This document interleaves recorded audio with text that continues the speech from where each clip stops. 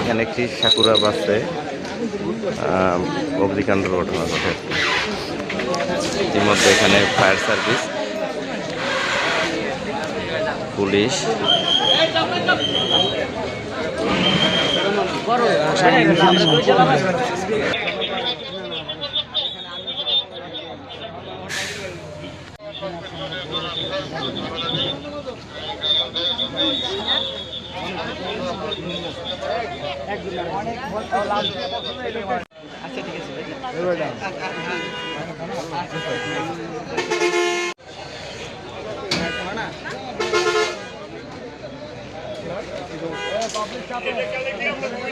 দেখছি ওইটাই আছে।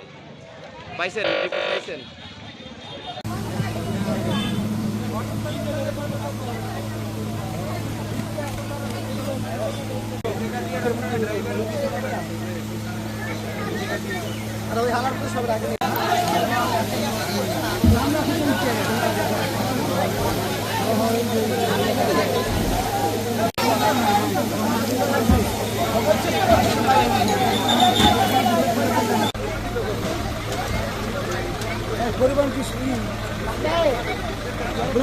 যখন গাড়িটা আগুন লাগছে আপনার মিনিমাম ওই অ্যাম্বুলেন্সটা ওইখান থেকে আগুন লাগছে, ওইখান থেকে আগুন লাগছে। তো উনি আগুন লাগার সাথে সাথে ড্রাইভার নার্ভাস হয়ে গেছে, কারণ রানিং গাড়ি তো উনি নিয়ন্ত্রণ করতে পারে নাই। একদিকে বাতাস ছিল, একসাথে আগুন ধরছে, মানে ওইটা মানে আস্তে আস্তে আস্তে আস্তে এরকম কিছু নেই, একসাথে বাতাস ধরে গেছে, যে কারণে কেউ মানে যে যেমনি পারছে এমনি বের হয়ে গেছে। আর একদম চারুকিনারে আগুন, গাড়িতে আগুন।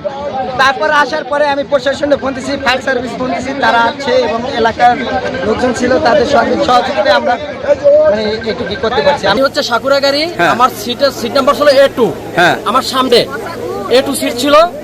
তা ওটা শুরু থেকেই ড্রাইভার সুপারভাইজার হেল্পার তারা মানে কিভাবে কথা আলোচনা করতেছে, কি খুশখুশ তারা করতেছে।